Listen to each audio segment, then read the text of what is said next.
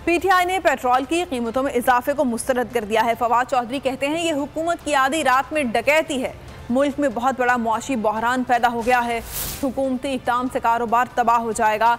आवाम से कहता हूँ पेट्रोल महंगा करने पर सड़कों पर निकलें। गुलामी की ऐसे ही कीमत अदा करनी पड़ती है। फारूक हबीब ने कहा यह पाकिस्तान के अवाम पर बदतरीन महंगाई का खुदकुश हमला है।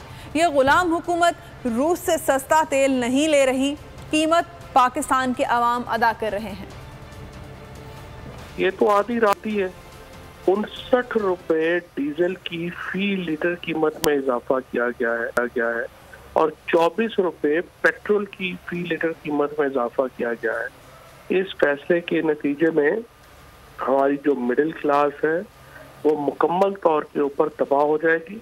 इन्होंने जो कीमतें कर दी हैं और IMF को खुश करने के लिए $1 अरब तो वहाँ से ले लेंगे, लेकिन मुझे आप ये बताएं कि उस $1 अरब का क्या फ़ायदा होगा जब आपका यहाँ पर मिडिल क्लास ही सारी तबाह हो जाएगी।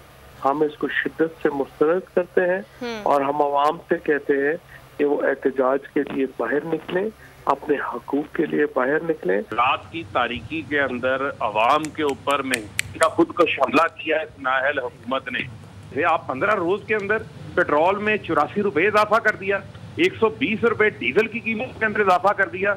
आम आदमी कहाँ जाएगा? लोग जाके क्या खुदकुशी कर लें? अपने कपड़े बेचते बेचते अवाम के कपड़े उतार लिए इन्होंने। ये जुल्म है जो पाकिस्तान की अवाम के साथ इस वक्त किया जा रहा है। ये रजीम चेंज जो है इसकी कीमत पाकिस्तान की अवाम को अदा करना पड़ रही है। भाई सब्सक्राइब करें और बेल दबाएं ताकि कोई खबर रह न जाए।